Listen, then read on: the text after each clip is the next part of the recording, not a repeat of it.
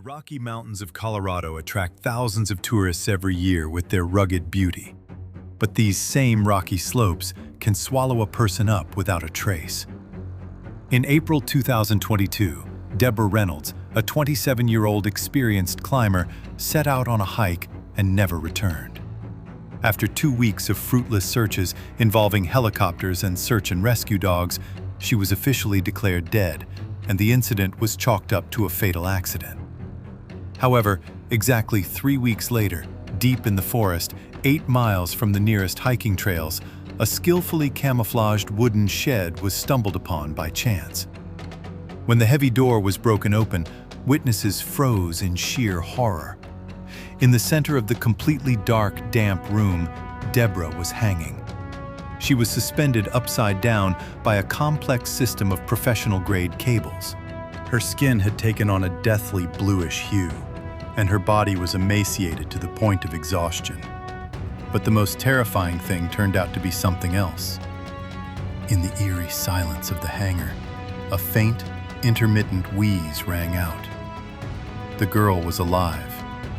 Her disappearance turned out not to be a tragic accident in the mountains, but a mathematically precise, cold-blooded medical experiment by an unknown sadist. April of the year 2022 in Colorado turned out to be deceptively warm. Daytime temperatures reached 65 degrees Fahrenheit, and the snow on the lower slopes of the Rocky Mountains began to melt rapidly. 27-year-old Debra Reynolds, an experienced mountaineer and senior rock climbing instructor in Denver, decided to take advantage of the weather window. Her colleagues remembered her as an extremely cautious professional who never took unnecessary risks. After an exhausting work week, she planned to spend the weekend alone in the wilderness. On April 12th at 5:30 a.m., Debra left her apartment, tossed her heavy hiking backpack into her dark green SUV, and drove out of town. On her way to the mountain range, she stopped at a gas station in the quiet town of Estes Park. Surveillance cameras recorded her there at 6:45 a.m. She was wearing a professional-grade dark blue windbreaker, durable hiking pants, and sturdy hiking boots. According to the cashier, a 60-year-old man, she purchased only hot coffee in a thermos and the latest issue of the local newspaper. She paid in cash and calmly returned to her car. During questioning by investigators, the cashier noted that she did not seem anxious or frightened. On the contrary, she exuded the energy of someone looking forward to a pleasant and peaceful outdoor getaway.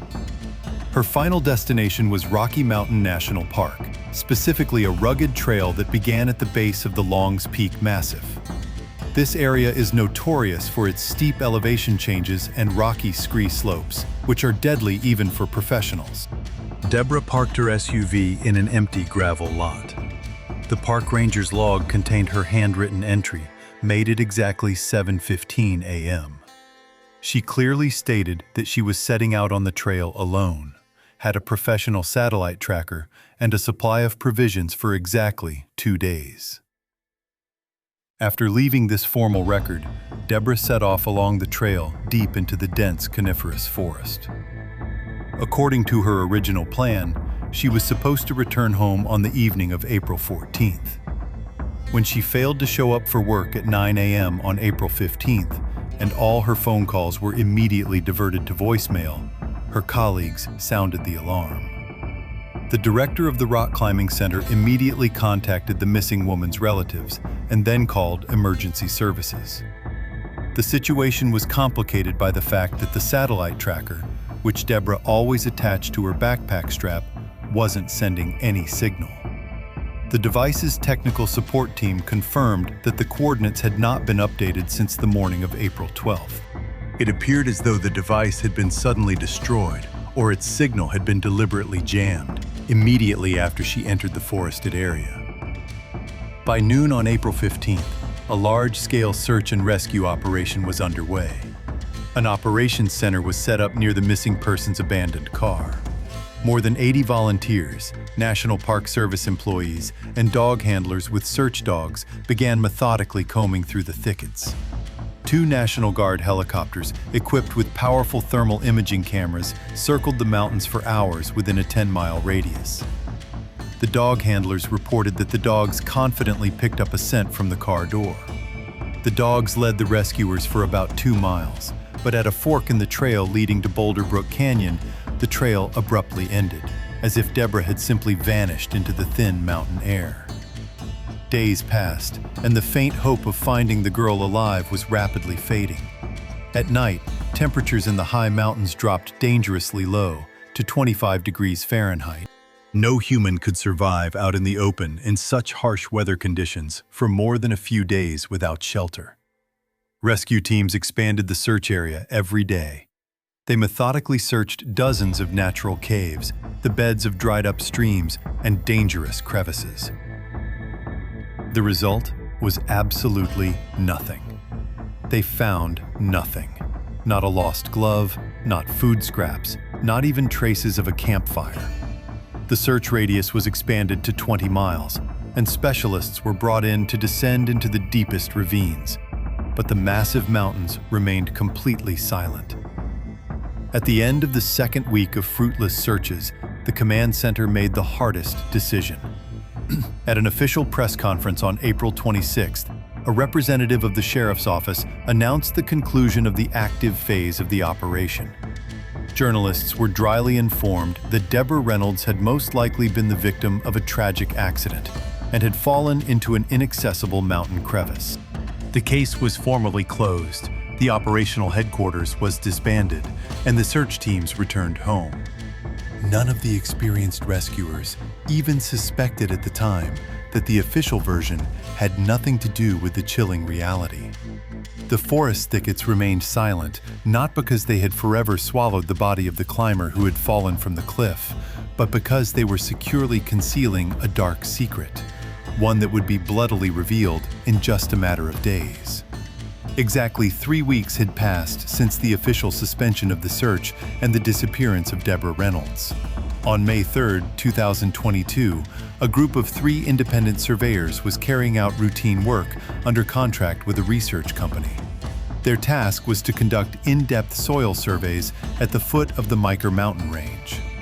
It was a wild, extremely rugged area located 8 miles from the nearest hiking trails. The terrain consisted of jagged rocky ledges, deep ravines, and dense, nearly impenetrable coniferous undergrowth, where no ordinary hiker had set foot in years. Local rangers had always warned in their reports that this particular section of the forest was a complete dead zone for any radio communication.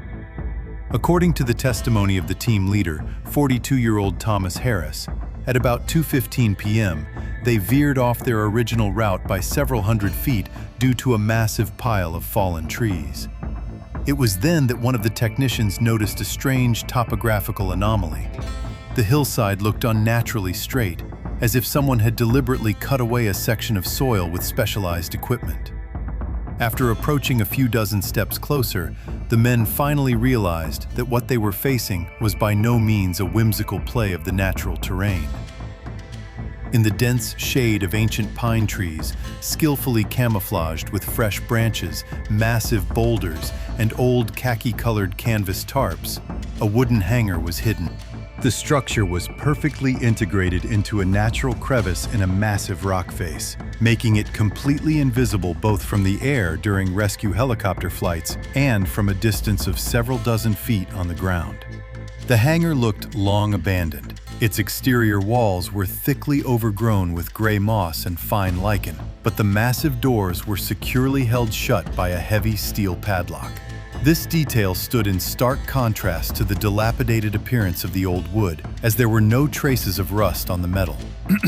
Harris later noted in his official report to the police that an eerie silence reigned around the structure. There was no sound of birds or the rustling of small animals. Following strict safety protocols that require inspecting any unknown objects on the site, the technicians unanimously decided to cautiously look inside.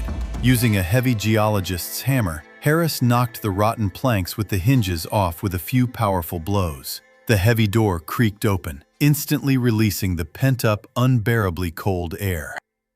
Immediately, a pungent odor hit them, a chilling mixture of dampness, old canvas, and the sweetish scent of chemical medications. Turning on his powerful tactical flashlight, the senior surveyor took a slow step into the pitch-black darkness and almost immediately recoiled in primal horror. The beam of light illuminated the very center of the room from the gloom. There, hanging from a massive ceiling beam, was a person. It was the missing Debra Reynolds.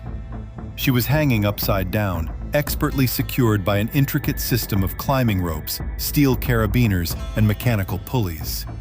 Ropes tightly wrapped around her ankles, thighs, and torso, forming a rigid cocoon that prevented her from making a single movement or attempting to free herself. Every knot had been tied with cold-blooded surgical precision.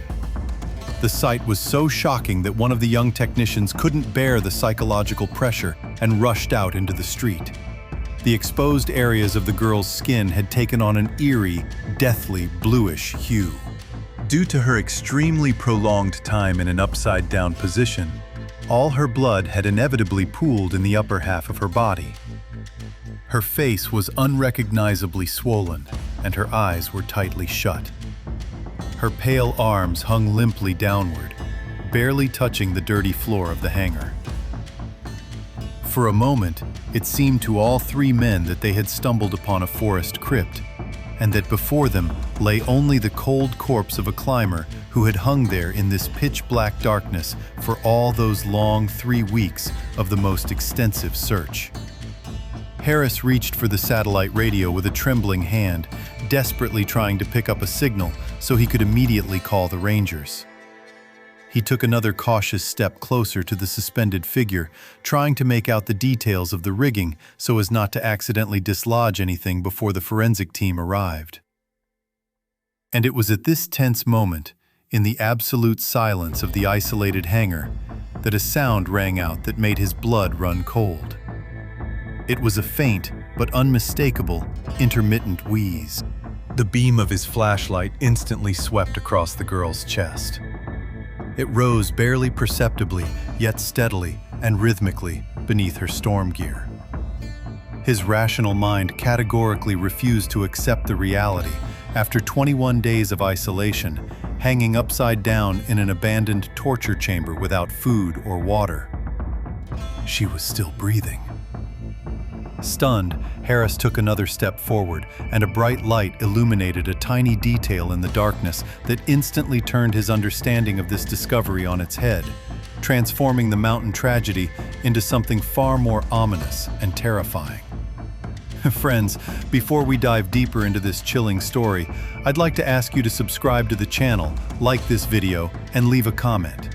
Your engagement is the most important signal for YouTube's algorithms. Thanks to your actions and reactions, the system will be able to promote this video more effectively, and even more people will see our story, which directly helps the channel grow and create new, high-quality investigations. Thank you to each and every one of you for your support, and we'll return to the events in the mountains right away. An emergency call requesting immediate medical evacuation was received by the rescue service dispatcher at 2:40 p.m. on May 3, 2022.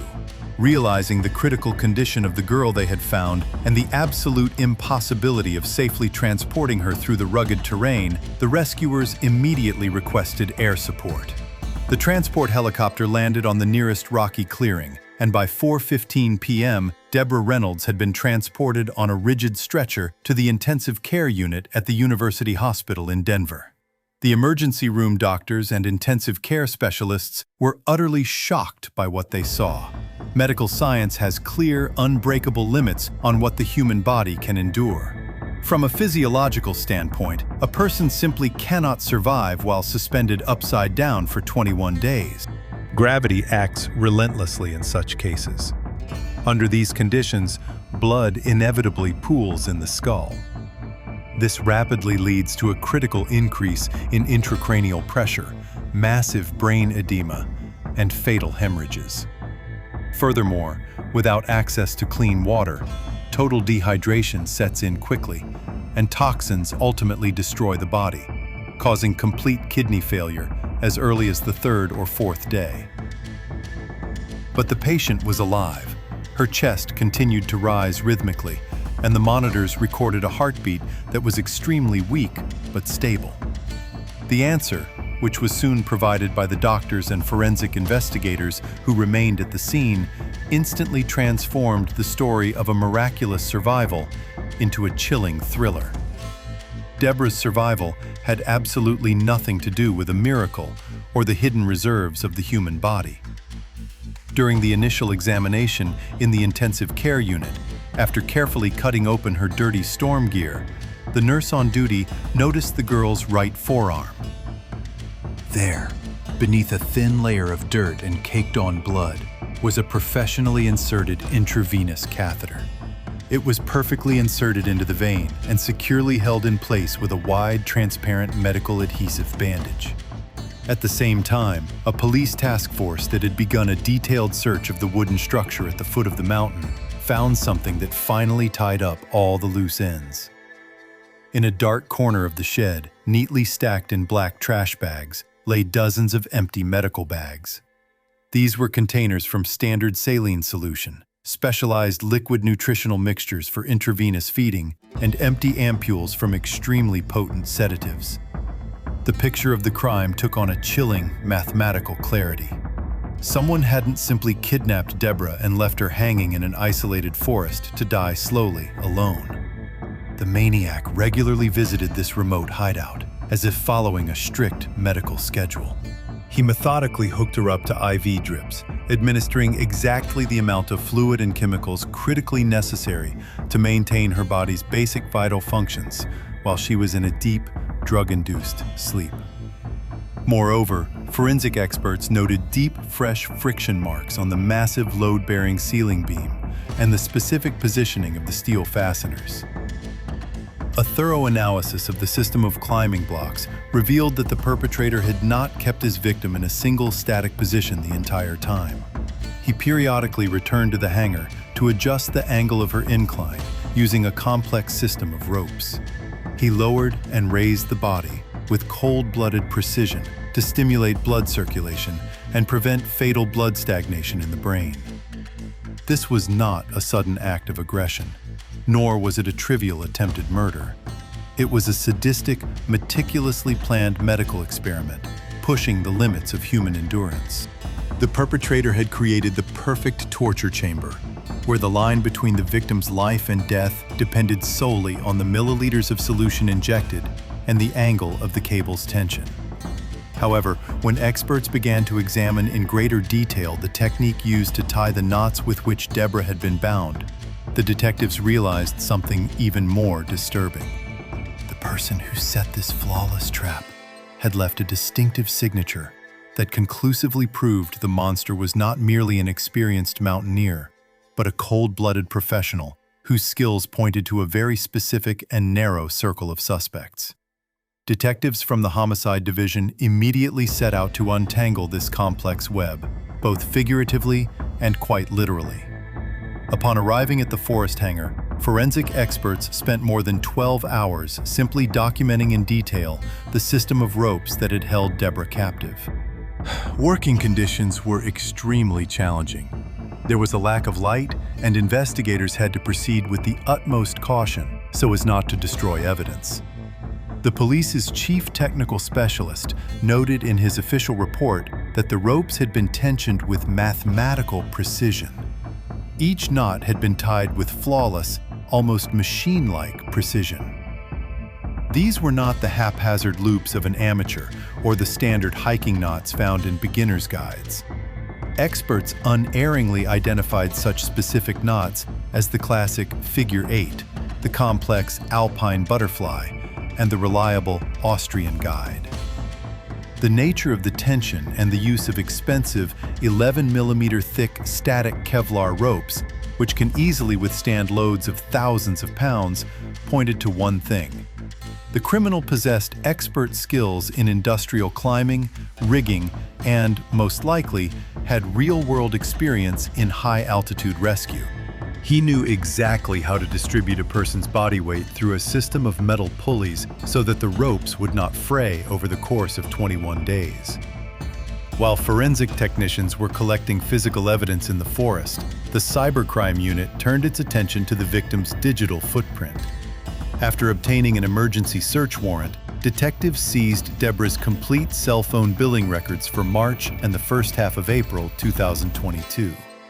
The analysis revealed an alarming trend that the young woman had, for some reason, concealed from her colleagues.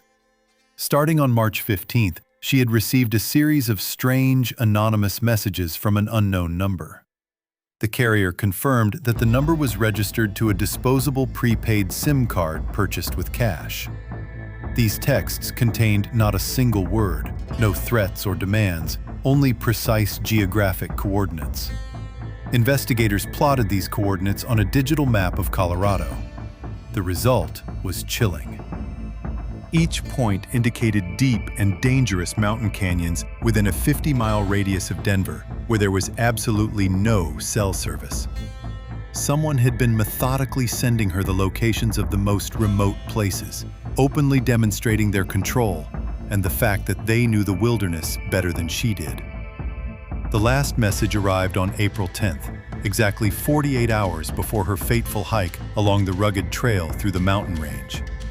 Attempts to trace the signal from the disposable phone led detectives to a mountain resort called Timberline Lodge.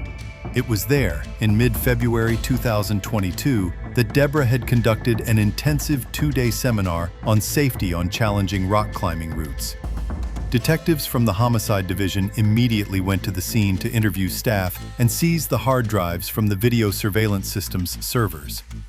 According to the senior administrator, a 50-year-old woman with a phenomenal visual memory, she had noticed a strange man during that seminar. He was not registered as an official participant, but he kept hanging around the training area, silently watching the instructor from a distance. After carefully reviewing over 200 hours of footage from street surveillance cameras, the police discovered a clear and alarming pattern. An unknown man had indeed been following the girl for a long time. He drove a large, all-wheel drive dark gray pickup truck. The driver exercised maniacal caution.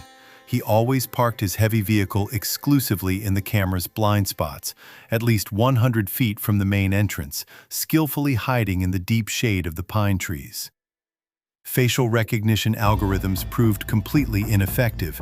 The man always wore dark tactical clothing, and his face was constantly hidden by the low-slung brim of his baseball cap and the high collar of his fleece jacket. However, the surveillance cameras clearly captured his build and general movements. He was a man about 6 feet tall, with very broad shoulders and a sturdy, muscular build. His gait and the way he carried heavy metal crates into the bed of his pickup truck with ease and without visible effort revealed a man accustomed to constant and strenuous physical labor. According to one of the parking lot employees questioned by investigators, the stranger was wearing heavy professional mountaineering boots that showed distinct white spots from magnesium, a special chemical powder used by rock climbers to improve their hands' grip on rocky surfaces. The detectives finally realized that they were not looking for a random maniac or a city madman, but rather someone from a specific, narrow circle of professionals, someone who was an expert at tying climbing knots, knew the desolate Rocky Mountains like the back of his hand, and harbored a deeply hidden obsession with Debra.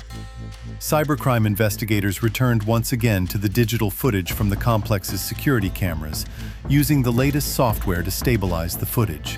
They were still unable to make out the driver's facial features, but during one of the short video clips, when the pickup truck pulled sharply out of the parking lot into the light of a street lamp, the camera caught a glimpse of the dirty rear bumper for a split second.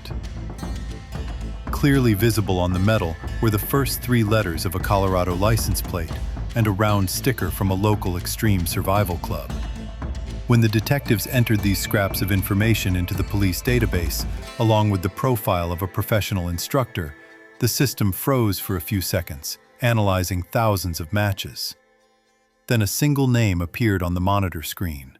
Upon seeing it, the homicide detective slowly reached for his police badge, realizing that the hunt for the monster had just entered its decisive phase. The investigation took a sharp turn, focusing entirely on a single suspect. the Colorado State Highway Patrol database returned a 100% match based on a fragment of the license plate and a specific sticker from a private survival club. The owner of the dark gray all-wheel drive pickup truck turned out to be a former colleague of Debra Reynolds, 34-year-old Mark Vance. This information instantly tied the scattered pieces of evidence together into a logical, yet all the more chilling, chain of events, in which every detail pointed to prolonged and meticulous preparation for the crime. Vance was not a random maniac or a local madman. He had previously held the prestigious position of senior instructor at Denver's largest rock climbing center and was considered one of the best in his field, with over 10 years of what appeared, at first glance, to be an impeccable track record. However, his career came to an abrupt end 8 months ago. According to the center's former CEO, whom detectives interviewed on May 6th at 9 a.m., Vance was fired amid a major scandal. The reason was an official written complaint filed by Debra herself. In the document, retrieved from the Human Resources Department's archives, she described in detail Mark's gross violations of safety protocols during a joint climb with a group of beginners. She directly accused him of inappropriate, aggressive behavior and deliberately creating situations that endangered the clients' lives. According to testimony from other instructors, Vance was an obsessive fanatic of extreme survival.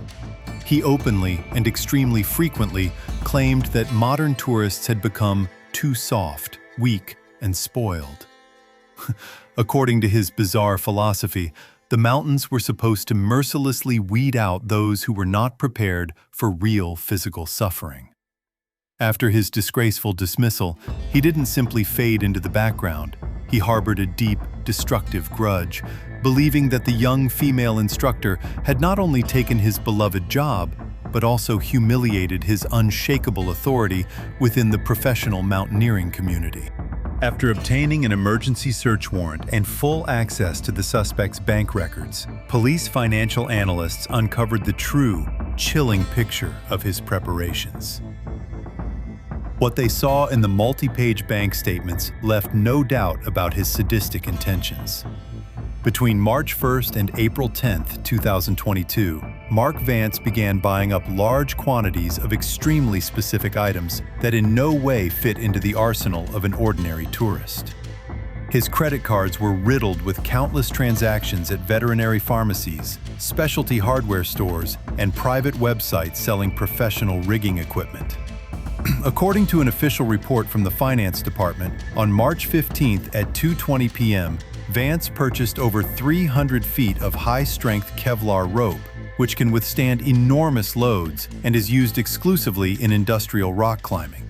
Later, on March 22nd at 4:15 p.m., surveillance cameras at a veterinary clinic in a remote outskirt of the city recorded him purchasing a large batch of powerful sedatives with cash. These were potent tranquilizers, typically used by veterinarians to immobilize large animals for extended periods during surgical procedures. In early April, he ordered dozens of medical IV drips, heavy boxes of saline solution bags, liquid vitamin mixtures, and professional kits for inserting IV catheters through anonymous online stores.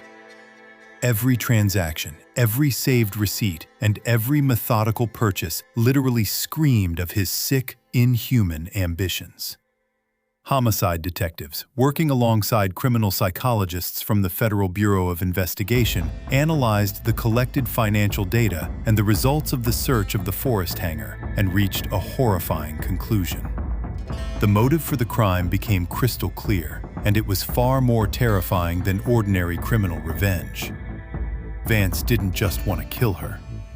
A mundane death in the mountains would have been too quick and easy an ending, one that would not have brought him satisfaction. His true goal was to demonstrate his absolute power, to trample and break Debra both physically and psychologically. He sought to place the woman who had dared to ruin his career and challenge his ego in a state of absolute, paralyzing helplessness. He created a perfect, mathematically calculated environment where her every faint breath, every heartbeat, and every second of preserved consciousness depended entirely on his personal schedule, his synthetic drugs, and his total control. She was to feel in her own exhausted body that very same helpless weakness for which he so deeply hated the modern world and everyone around him. It was his personal, morbid triumph over the human will. Realizing what an extraordinarily calculating, patient, and dangerous adversary they were dealing with, police officials began to proceed with the utmost caution. Tracking his primary cell phone yielded no results. The device had been turned off and hadn't registered on the network for over a week. However, a thorough analysis of Vance's tax returns from the previous year revealed one highly suspicious asset that he had carefully concealed from his colleagues and acquaintances. It was a long-term lease agreement for an old industrial building, cleverly drawn up in the name of a fictitious frontman. The geographic coordinates pointed to the isolated Ironwood Industrial Park, located on the very outskirts of the quiet town of Loveland. The detectives immediately requested support from a Special Operations Tactical Unit. In complete silence, the Special Forces armored vans began converging on the specified location. The officers removed the safeties from their weapons, preparing for the most intense assault possible. But what awaited them behind the massive iron doors of this unremarkable warehouse made even the most seasoned police veterans shudder. Meanwhile, in a sterile intensive care unit at the University of Denver Hospital, events were taking an equally dramatic turn. On May 8, 2022, after several days in a deep, medically induced coma, Debra Reynolds began to slowly regain consciousness. Her physical condition remained extremely critical. Due to an exceptionally prolonged disruption of normal blood circulation, the massive effects of horse-dose tranquilizers, and severe psychological shock, she was unable to speak coherently. According to the on-call intensive care physician, her vocal cords were severely strained, and her speech was extremely fragmented. She spoke very slowly, taking long, painful pauses between words, barely audible as she uttered sounds through her dry, chapped lips. However, two experienced detectives from the Homicide Division, who had been on duty around the clock outside the massive doors of her hospital room, received official permission from the doctor to conduct a brief interview. What they recorded on a digital voice recorder that evening became key, irrefutable evidence for the upcoming prosecution. According to the transcript of the interrogation, Debra remembered the morning of April 12th down to the smallest detail. At around 9:20 a.m., she was walking along a secluded hiking trail in the Longs Peak Range, surrounded by ancient pine trees and massive boulders. The weather was calm, with hardly a breath of wind. The young woman told investigators that she heard a sharp crack of a dry branch behind her, but did not even have time to turn around or assume a defensive stance. The unknown assailant attacked her from behind with incredible speed. The assailant used a powerful police stun gun, pressing its metal contacts firmly against the exposed skin on her neck. The electrical discharge, measuring tens of thousands of volts, instantly paralyzed her nervous system. Debra lost consciousness even before her body hit the rocky ground of the trail. She woke up in pitch-black darkness. Her first sensation was a wild, throbbing pain in her head and intense nausea from the sudden disorientation. It took her a moment to figure out where she was. Only later, after trying in vain to move her numb limbs, did she realize with unspeakable horror that she was tightly bound with thick ropes and hanging upside down in the air. The air around her was stifling, extremely damp, and reeked of old tarpaulin, dust, and medical mold. Her mouth was tightly sealed with several layers of wide construction tape, making it impossible for her to cry out for help. Every attempt to move caused sharp pain in her joints as the stiff Kevlar cables dug deep into her skin through the thick fabric of her storm gear.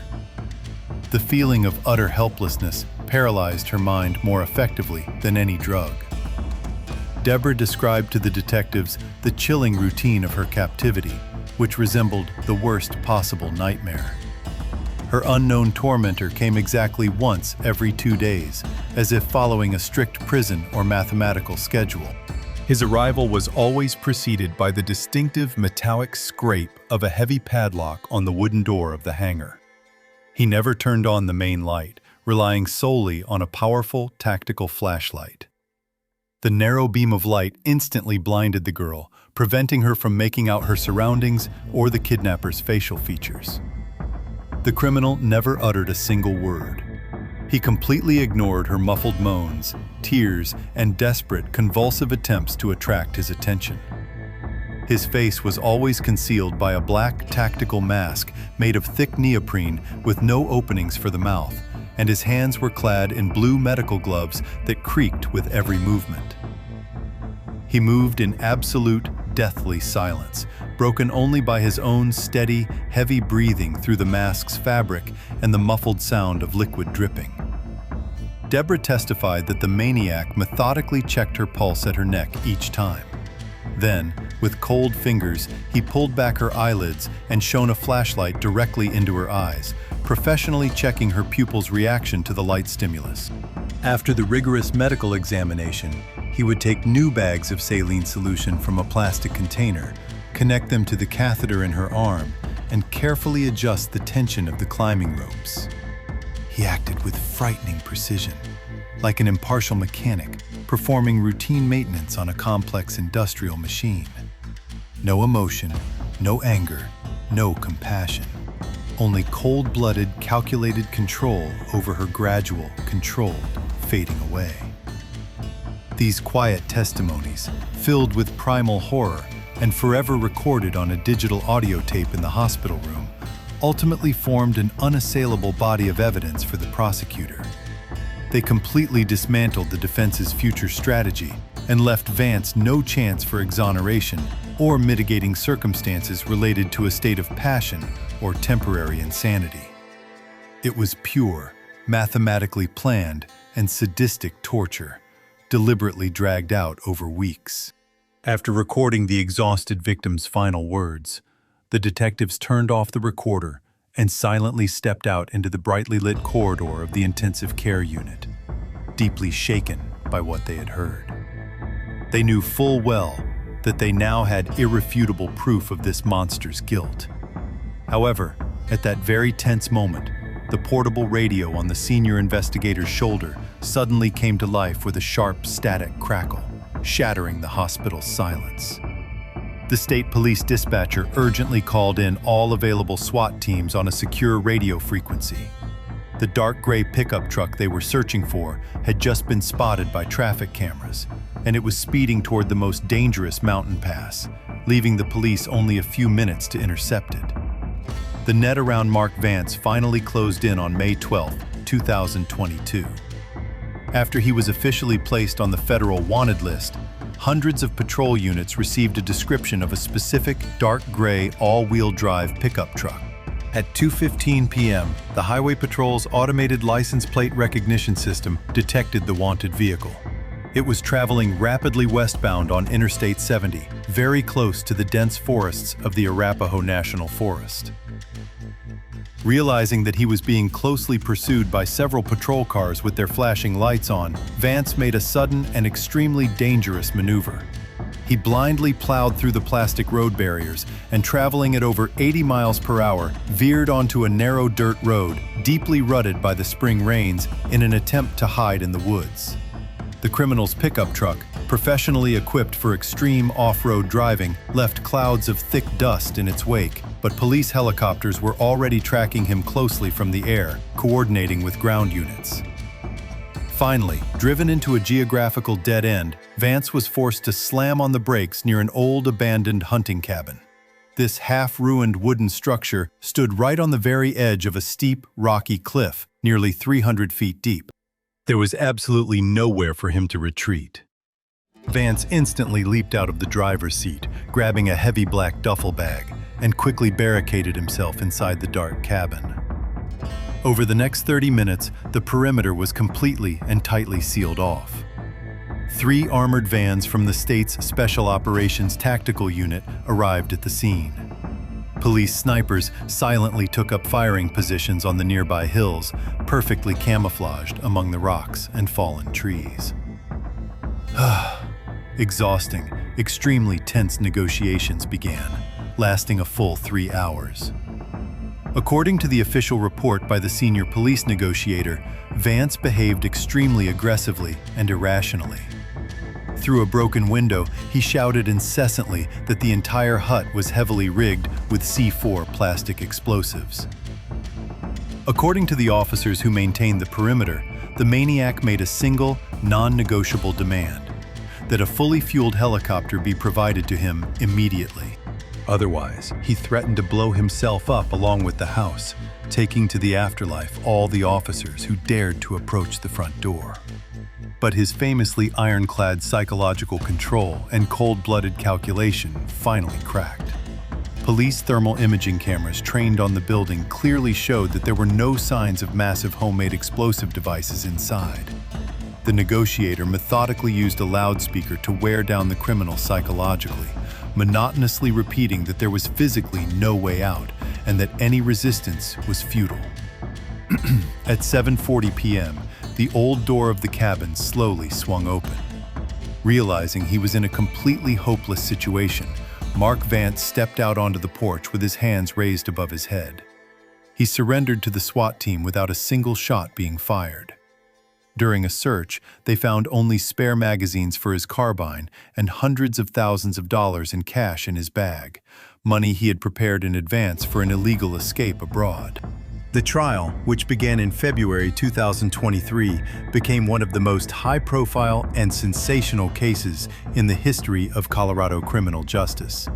The courtroom was packed to capacity with reporters every day. As the lead prosecutors systematically presented the jury with the sadist's mathematically precise observation logs and horrific photographs of a complex system of ropes, an absolute dead silence hung over the large room.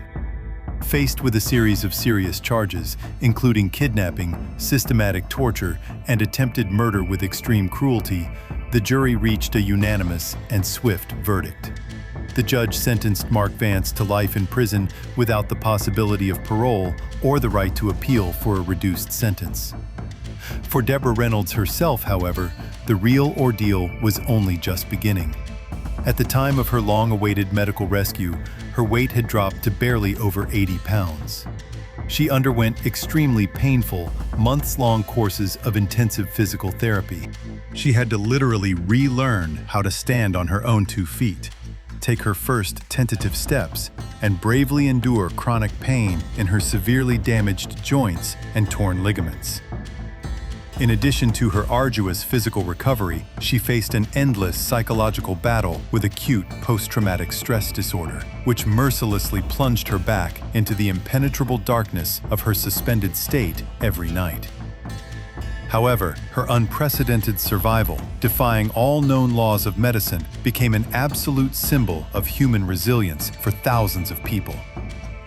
As for that very same gloomy wooden hangar at the foot of Mount Miker, which, for 3 long weeks, had become the embodiment of mathematical sadism and icy madness, the local county authorities made the only possible categorical decision.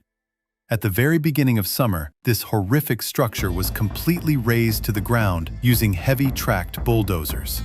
All wooden debris, canvas tarps, and fasteners were meticulously collected, hauled away, and burned in industrial furnaces, leaving not a single physical trace of the monster's forest laboratory. The official story seemed to have come to a definitive end, and the dangerous evil was securely and permanently locked away behind the thick concrete walls of a maximum security federal prison. That is, until the fall of 2025, when, during a routine patrol of a remote, secluded canyon 200 miles north of Mount Miker, a local forest ranger made a horrific discovery. Deep in the thicket, 10 feet above the ground, an old Kevlar rope, heavily blackened by time, hung from a thick branch. It was tied perfectly and unmistakably into that same complex alpine butterfly knot. And right beneath it, half buried in the damp soil, lay a plastic bag once used for medical saline solution, faded by the sun. And the most terrifying thing was that the thick end of this rope had not been torn from the outside, but by desperate, inhuman tugs from within an unknown, empty loop.